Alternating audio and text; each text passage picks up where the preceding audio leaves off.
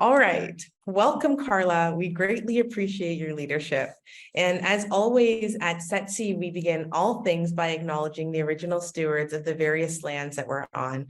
We also acknowledge our ancestors. We acknowledge all those who toiled without compassion or compensation.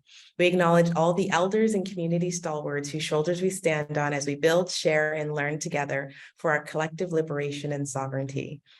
So, it's such a pleasure to be here with you today to learn more about Just Like Family. So I have about 5 or 6 questions where you'll get an opportunity to let us know what's going on within the org.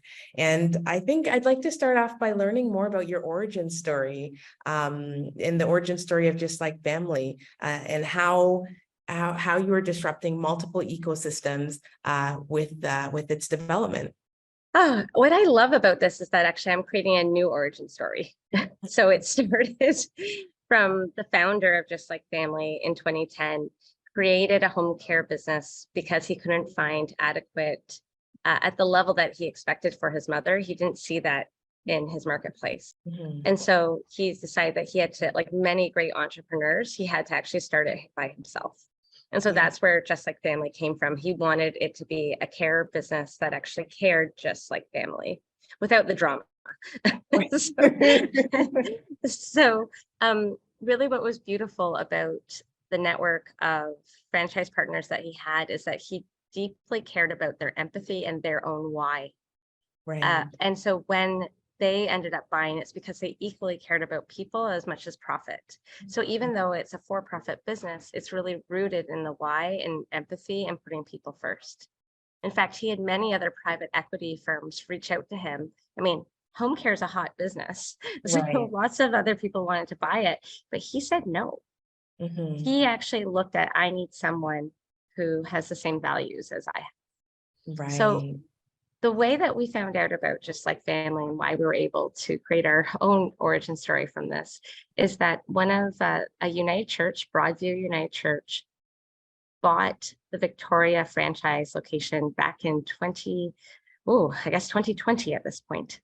Okay. And when they did that, they grew it at such a level because they had the social capital. They also had put people first. And they did such a success story and became one of the top 3 franchise partners so quickly that the founders said, wow, this is owned by a church that's values aligned. Right. This is actually grown in this way. They have grit. They've actually shown me that social capital is really powerful and important. Mhm. And so he reached out to us and said, would you buy the whole thing? So a little church said, no, we can't, but I'm going to reach out to someone who knows a little bit about impact investing. And they reached out to me, who had been at the time the director of innovation. I Right. reached out to 187 charities to consider to buy this. Oh, wow. Yeah, so it's kind of like Babe Ruth. Like, you don't talk about your strikeouts. Like, I don't talk about the 100, like 187. So I don't talk about the 184 who said no to me. I talk about the 3 who said yes. Yeah. And so we ended up buying this with over 50% owned by charities. And when you take this model, it's the first social acquisition of a coalition of charities. Like, individual charities have purchased before. Right. Never together. Doing things together is so much more difficult at the get-go, but you get to go so much further in the long run.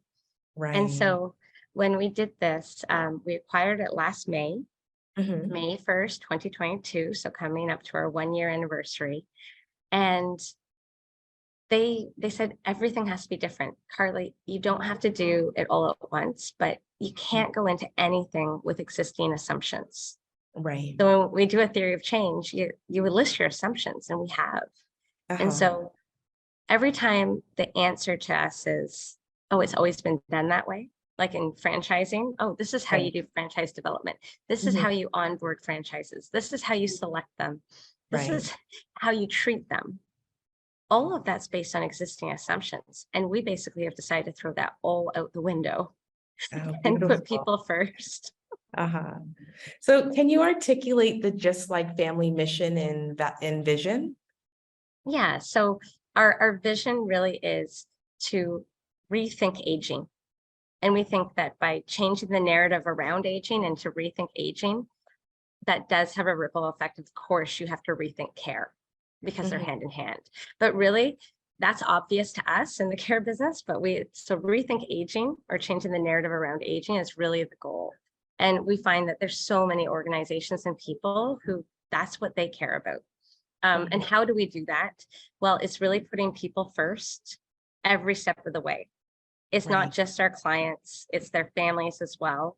We've completely reshifted from having a target market, like every for-profit has a target market.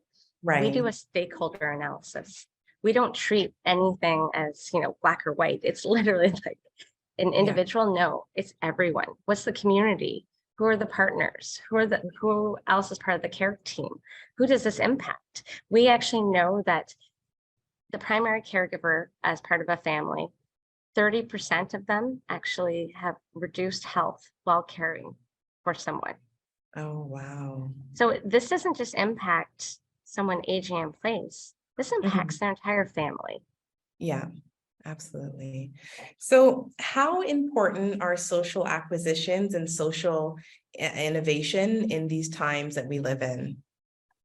The times that we live in, things aren't working, and everyone finally knows that. I think some of the studies have shown that like 65% of Canadians are dissatisfied with the existing political and economic systems. That's basically a rebellion. So it's not working, and capitalism in the way of being a win-lose is not working. It needs to be shifted. And so social acquisitions, social innovations is just any sort of change. What's really phenomenal about a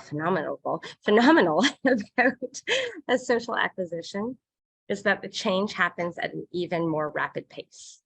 So instead of starting grassroots and taking 5, 10, 20 years to hit your expectations, with us, we acquired this business, and within 3 months it grew by 20%. Oh, amazing.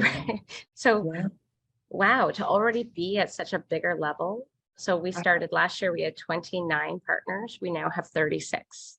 Oh my goodness. That's so by the end of this year, we'll be just under 50. Next year, we'll probably double in size again.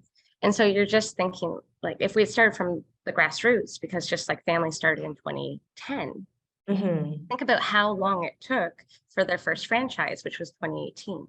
Yes. But because we bought it in 2022, we can keep on going, but it's just exponential on a base. And so why is it important? Well, everything we do is a win-win, right? So now it's so much bigger impact. It's so much quicker for us. We don't have to wait. The speed of change that's required today can be accomplished through social acquisitions in a way that social innovations can't possibly catch up. By the time they do, like, that ship has sailed. There's just too much urgency today. Absolutely. So what inspires you most about the current model at Just Like Family? Oh no, that's a tough one. There's so many things to choose from. I like the possibilities of what it can do, but I think the word for me that was just popping out, which is maybe a shocking word to use, is love. Okay. Love, just as soon as you asked me, I have so much love for my team, so much love and grace for my entire network. I think that franchising originally was developed at the heart of it, that someone created a great idea that served people in their neighborhood.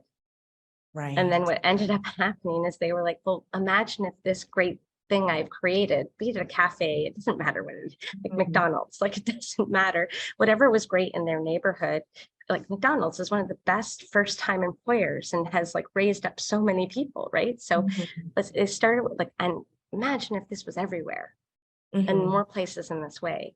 But I think that over time, it became, how do we use other people's money to grow?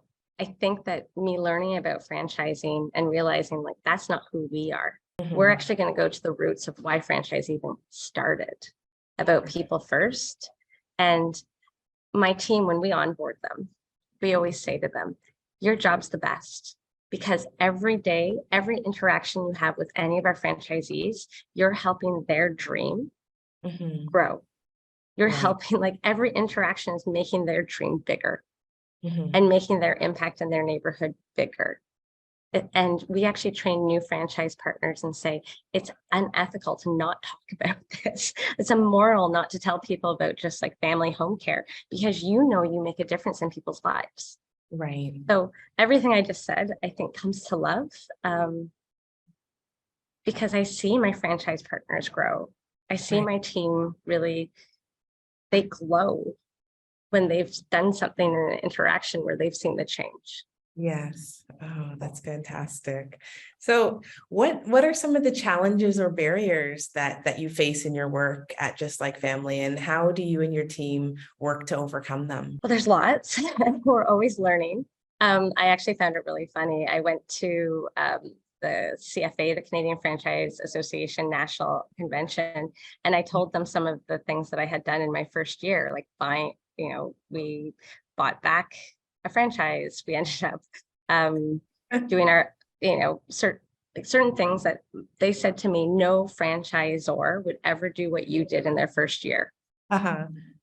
And so I think the challenge is continuing to stay brave. Mm-hmm.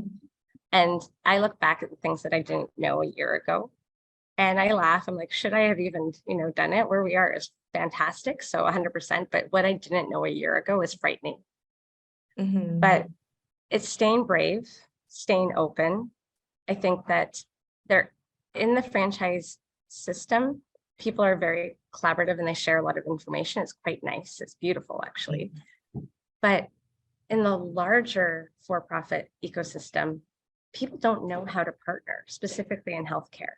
Mm-hmm. And so I think it's like continuing to be brave, but part of that is continuing to step up again. When someone doesn't want to partner with us or when we're turned down, it is that ongoing grit.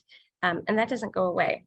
And it's really tough when you've done this for all the right reasons. Like we acquired this in the right way, and all the decisions that we make are because we think that that's the right way to do it, not because it's the easy way. And yeah, there are easier ways to do it, but we've just decided to stay brave and to keep picking ourselves back up. I really like that. So what is your ultimate goal with Just Like Family, and what does success look like to you and your colleagues? Okay, well now, can I share all of that? Of course I can. I really do feel as though we're disrupting franchising. So every interaction that we have, working with charities as referral partners instead of franchise brokers, which would be not going to franchise shows, not going to places where the typical franchise owner would go or what we think they look like. That's not what we want our franchise partners to be. So disrupting all of that, disrupting home care, just raising the bar of what quality looks like, and continuing to talk about that. We know that our competitors pay about 20-25% less per hour than we do to our caregivers. Oh. And just how do we raise the bar in every single place? So talking loudly, letting people know that there is an alternative. I'm excited about other charities knowing about social acquisitions and buying something themselves. And if I'm going to be honest, what I'm really excited is about our next social acquisition. So this to me is all the learnings that we have is the tip of the iceberg. There are other franchise systems, other businesses out there that we're now prepared for, much better prepared for. And I think that this is going to be the trailblazing way, and it's going to become normalized over the next 5 to 10 years. And I hope our example actually helps others to become brave with us, because I don't want to do this alone. That's why we're a franchise network. Yes. So is Just Like Family planning to expand internationally or just remain? Yes. Yeah, no, so we still have a couple quite a few territories still in Eastern Canada, Ontario, and then we're going to be entering the States in 2024. Very excited, actually. Our first employee is starting in May in Florida to begin our navigation of the American system for franchising and home care specifically. Yeah, so coming soon to the US. And of course, we'll keep on looking to grow. I think what we offer, I do believe from what we've seen is we're going to be the first home care business to actually differentiate based on prestige, on premium and high quality. We haven't seen anyone differentiate right now, and we have all of the building blocks to be the preeminent home care business in North America, at least. Oh, great. So are there any franchise owners, regions, or JLF initiatives that you're excited or that are exciting you that you'd like to share with us? Yeah, so I guess there's two big things that, I mean, beyond all the expansion and the normal franchising things, even though I don't think we're so normal, we are able to look at things really differently. So we are looking to expand into rural. So what does it look like? All of our best practices, all of the IT and back end and marketing processes, all of our due diligence and HR pieces. Could we actually do a matching program in a rural context, but not looking like the existing franchise system? So is it more of a licensing piece? So we're already building partners into rural to investigate this, to do our first pilot.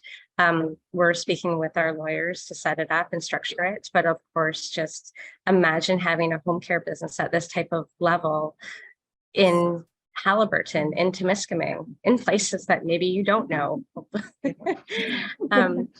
The other thing that we're really excited about is some of the adjacencies of this work, because we have large infrastructure and we are for profit. So we are making money. What becomes exciting is how do we use that? So not only do our charities get their dividends that then have ripple effects in terms of mission, but how do we do our marketing? We have two things that we're doing right now. One is we've actually created a seniors hub calendar of virtual events. So pre-pandemic, people, shut-ins didn't have any programming. And there's obviously a lot of fear when there's a new outbreak of COVID or whatever it is. I mean, outbreaks could be multiple things. And so now more seniors know how to use Zoom and other technologies. So we can actually do virtual programming in a way that wasn't capable before. But instead of us doing it, we're just curating it. So we're working with libraries, we're working with seniors associations, churches, temples, mosques, doesn't matter. We're actually starting to get more virtual programming with multiple languages, as if people do have Alzheimer's or dementia, they often revert to their mother tongue. And so having virtual programming only in English and French is not sufficient. And so a normal business wouldn't actually invest in this. But for us, this makes sense. So spending the capacity to build up an entire curated virtual programming for shut-ins and people who have fear, but to still not have social isolation is a huge project for us. The other one we're looking at that I'm super excited about is creating our own Just Like Family publishing house. So we're in people's homes almost every day. Many of our caregivers actually have various backgrounds. One of my caregivers has a journalistic background. Wouldn't it be neat if we actually supported seniors with their memoirs? What happens if we created a whole line of dementia books? Maybe even people write their own stories, and as they progress, that they actually get to read their own stories to help them in their memory. There can be so many other opportunities of that, and we've been speaking to the Alzheimer's Society to actually donate the proceeds of all of that effort. So there's some interesting things that we can do with our power and privilege that we have in the structure that we have, fully recognizing it and staying true to our roots. That's beautiful. I love the, creating memoirs, because it's usually at the end of your life that you want to leave something for your family or your kids. And it creates a perfect opportunity to work with seniors on putting their life's story on paper for their loved ones. That's fantastic. Great. So do you have any closing thoughts or calls to action? I think probably be brave. I think the biggest thing for me is that I didn't know that what we were doing was impossible. In the social acquisition, from the moment that we signed our letter of intent to purchase this, it was last January 21st. Right. We ended up doing all of the due diligence, the business planning, raising the funds, landing private debt because financial institutions couldn't move fast enough. And we ended up waiving all conditions in like 2 months and a week. And we ended up fully acquiring the business in 113 days. I didn't know that that was impossible. So anyone who has a financial background, investment banker, anyone who's done mergers and acquisitions, that's impossible. And especially when you think that we had charitable boards to deal with at the same time. So, but we still did it. And so I think that if you think something's impossible, it is. But if you think it's possible, then you're also right. And if there's anything, if you can use this story of doing something trailblazing that maybe stretches yourself. I mean, for me, making an impact and making this type of difference is my rally cry. That's beautiful. Yes, we so appreciate your time and remarkable leadership, Carla. As we close, and I guess we'll close the way we began this interview by acknowledging the original stewards of the various lands that we're on. And we'll also acknowledge our ancestors. We acknowledge all of those who toiled without compassion or compensation. We acknowledge all the elders and community stalwarts whose shoulders we stand on as we build, share, and learn together for our collective liberation and sovereignty. So stay brave, and thank you very much. Thank you. Always a pleasure. Yes.